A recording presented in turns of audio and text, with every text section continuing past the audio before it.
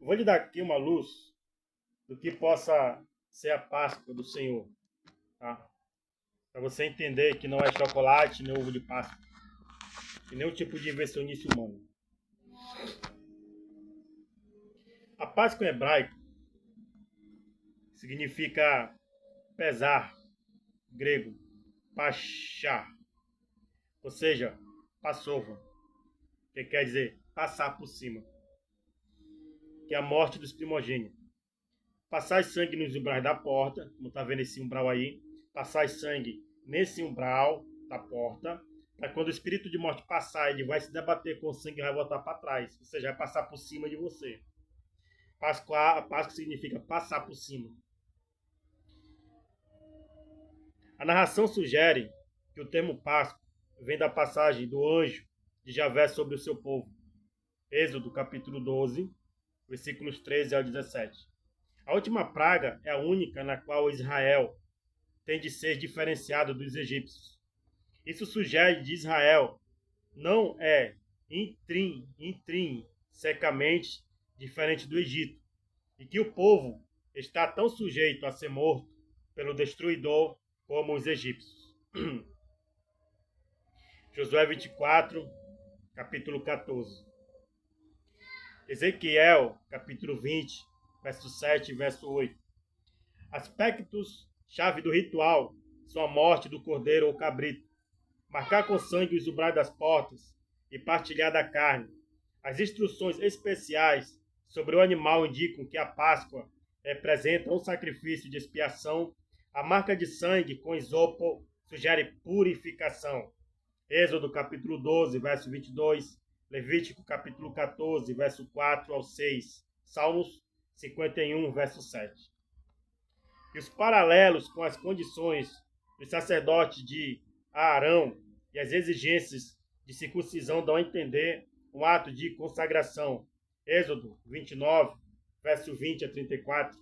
Levítico 8, verso 23 a 32. A Páscoa santifica todo o Israel para Javé. Êxodo 19, verso 6. O primeiro lugar sacro da liturgia é a casa, tida como um santuário.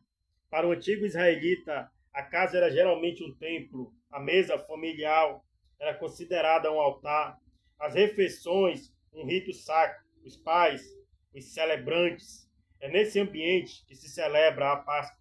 Convidar alguém para a própria mesa é sinal de paz, de confiança, de fraternidade, de perdão. Ainda muito antes de Cristo, acrescentou-se às refeições, antes e depois a oração. Participam da bênção os comensais no começo, comendo a refeição, e ao seu final, bebendo do cálice, sempre procedido do amém. No antigo Israel, originalmente, era uma festa agrícola que durava 7 dias. A Páscoa era uma festa para israelitas da colheita da cevada, celebrada na primeira em 14 do mês de Nissan. Êxodo, capítulo 12, verso 6 a 18 e capítulo 18. Mais tarde, a data foi corrigida para 15 de Nissan. Levítico, capítulo 23, verso 5 a 6. Números 28, verso 16 e 17. As festas dos pães ázimos, Hag Mazot, e da Páscoa, Peshat Hagadash, acho que é isso, Hagadah, serviam de comemoração dos atos salvíficos de Deus, tornando-se uma única festa quando os israelitas se estabeleceram em Canaã. Israel interpreta a Páscoa, que celebra a fecundidade dos rebanhos e dos campos maduros, e de tradição cananita, e estabelece que todo aquele que deixasse de celebrá-la seria excluído de seu povo. Números 9 e 13. Na época pré-exílica, especialmente na época do rei Josias, as duas festas passaram a ser celebradas simultaneamente no mês de Abib. Êxodo capítulo 13, verso 3 10, Deuteronômio 16, 1 a 8, Deuteronômio 15, verso 20. O ritual é antigo e é descrito na terceira pessoa do plural. Celebração na primavera, mandato de comer apressadamente, proibição de deixar restos de cordeiro assado, rito de sangue de proteção, exemplo já, Êxodo, capítulo 12, verso 3 a 11. Mais tarde, é vinculada ao Êxodo, capítulo 12, verso 12 e 14, capítulo 12, verso 23, e se transforma em uma festa de peregrinação ao templo dentro da celebração dos pães ázimos. Nesse sentido, há uma medida política, pois evita reaproximação com o Egito. Deuteronômio 16, verso de 1 a 8, capítulo 17, verso 16. O judaísmo antigo, ortodoxo, sistematizou as etapas do evento pascal. O dono da casa abençoa e distribui o vinho, ervas amargas, tortas sem fermento, hebraico, massar, pão espremido, grego, ázimo, pão sem fermento, cordeiro assado ou também um cabrito, seguindo o ritual. A. Bênção do vinho e bênção da festa. B. O chefe de família lava as mãos. C. Come-se a salsa molhada no vinagre ou em água com sal. D. Divide-se o pão ázimo pelo meio, uma parte para o começo e a outra parte para o fim da refeição. E. Lê-se Deuteronômio, capítulo 26, versos 5 e 8, narração da saída do Egito. F. Lava-se as mãos com bênçãos. G. Bênção do pão ázimo antes de dividir entre os presentes. H. Bênção das ervas amargas. Carneiro, mistura-se as ervas com o pão ázimo. Êxodo, capítulo 12, verso 8. Prepara-se a mesa.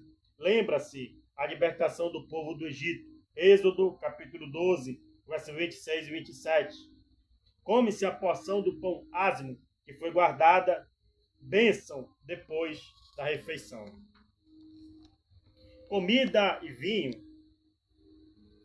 Comida e vinho conclui-se com o Halel, os Salmos 115 a 118 e 136.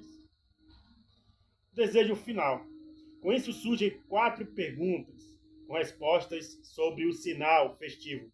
Primeiro, por que comer o cordeiro pascal?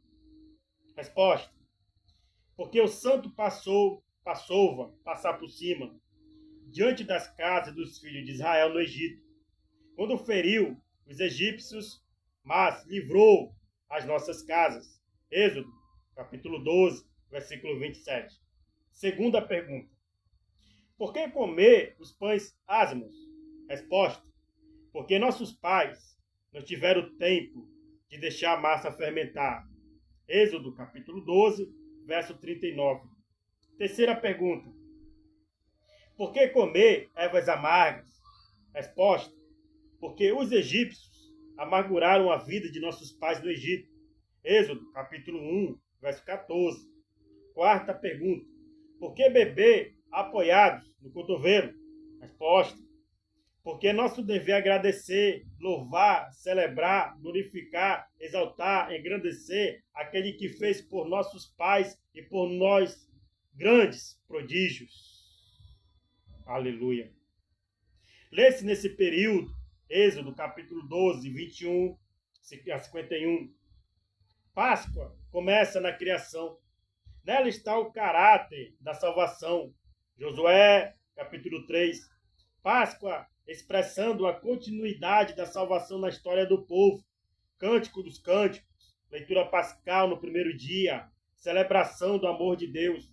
Nas comunidades cristãs primitivas, a Páscoa, grego, Pachá, era a experiência de fé decisiva de ruptura com o pecado. Aleluia. 1 Coríntios, capítulo 5, versículos 7 e 8. É pertinente a leitura do antigo credo cristão, preservado em 1 Coríntios, capítulo 15, versículo 3 e 4. Biblicamente, Jesus Cristo foi preso na noite de quinta para a sexta-feira, em seguida foi crucificado. Mateus, capítulo 27, verso 62. Marcos, capítulo 15, verso 42. Lucas, capítulo 23, verso 54. João, capítulo 19, verso 31. Dia de preparação e véspera do sábado, isto é, sexta-feira. Isso ganha importância pela ordem quanto à prisão de Jesus, não na festa, para que não haja tumulto entre o povo. Mateus, capítulo 26, verso 5. Lucas, capítulo 22, versos 6 e 7. Para João, capítulo 18, verso 28. A refeição pascal judaica foi realizada após a crucificação do Cristo. O apóstolo Paulo, 1 Coríntios, capítulo 11, verso 23, soube que Jesus foi preso quando visitava Jerusalém, vindo da Galiléia para a Páscoa. Nessa noite, rodeado de discípulas, Marcos, capítulo 15, verso 40 e 41, e discípulos, Jesus realizou sua última refeição. Está de acordo com Marcos, capítulo 4, verso 22 a 25, que inclui o Halel. Marcos, capítulo 14, verso 26. Normalmente, costumava-se tomar a refeição principal antes do pôr do sol. A ceia pascual era realizada à noite, dentro dos muros de Jerusalém. Não se menciona nos evangelhos o cordeiro na ceia preparada pelo Cristo. Deste modo, o próprio Jesus pôde se apresentar como cordeiro da reconciliação, como entendido pela igreja. Aleluia. João capítulo 1, verso 29. 1 Coríntios, capítulo 5, verso 7. A morte de Jesus foi interpretada pela comunidade de fé como sacrifício pascal. 1 Coríntios, capítulo 5, verso 7. Pois também a nossa Páscoa foi imolada, Cristo. É assim que reconhece também o quarto evangelista, João 19, verso 31 a 36. Pois para ele Jesus morreu na hora da imolação dos cordeiros pascais e ressuscitou ao terceiro dia. Em síntese, celebrar a Páscoa significa afirmar que Jesus, o Cristo, venceu. Aleluia! Passar, pular, passar por cima da morte. É a proclamação da nossa salvação. Aleluia! Entendeu? Não é coelho de Páscoa, não é chocolate. É Cristo que venceu a morte por mim e por você. Agora você tem que entender que você tem que entregar a sua vida a Jesus o mais rápido possível. Porque ele pagou a tua dívida. Quem tem dívida com ele é você. E se você não entregar a sua vida a ele, você vai queimar no fogo do inferno. Porque ele te comprou. Mas se você não servir a ele, não tem condições de você ser salvo. Ah, mas Jesus morreu por todo mundo e salvou todo mundo. Negativo. Não entra nessa crença, não. Jesus, ele morreu por todo mundo. Porque Deus que amou o mundo. Primeiro foi Deus que amou o mundo. Depois, Jesus morreu. Com a condição de que todo aquele que nele crê será salvo. Aí você diz assim, mas a salvação é individual. É individual na sua concepção. Mas a salvação, ela não é individual. Ela é para todo o que crê. Que assim está escrito em João 3,16. Porque Deus amou o mundo de tal maneira que deu seu único filho para que todo aquele que nele crê não pereça, mas que tenha a vida eterna. Logo você tem que destruir essa sua frase de que a salvação é individual, porque não é não. Se eu estou em Cristo e você está dividido dele, tu não vai ser salvo. Tem que crer. Por quê? Porque aqui ele nos ensina claramente como receber e como adquirir essa salvação. Não é individual. Porque se você permanecer pecando individualmente do corpo de Cristo, você vai para o inferno. Essa é a verdade. Olha só que ele ensina como alcançar essa salvação. A saber se com a tua boca confessares ao Senhor Jesus e em teu coração creres que Deus o ressuscitou dos mortos, será salvo. Visto que com o coração se crê para a justiça e com a boca se faz confissão para a salvação. Porque a Escritura diz, todo aquele que nele crê não será confundido. Aleluia. Entendeu agora? Fica nesse seu papo aí de que a salvação individual. que você vai para o inferno. Aleluia. Fica essa palavra, fica essa reflexão. Entregue a sua vida para Jesus hoje. Porque a cédula que era contra você, ele rasgou. Ele comprou a tua dívida. Só que é necessário tu aceitar ele, para que esse sangue te cubra dos pecados, da remissão da morte. E passe para o nosso lado, para o lado da vida eterna. Amém? Reflita, aceite a Jesus. Vem fazer parte do nosso ministério. Em nome de Jesus. Amém.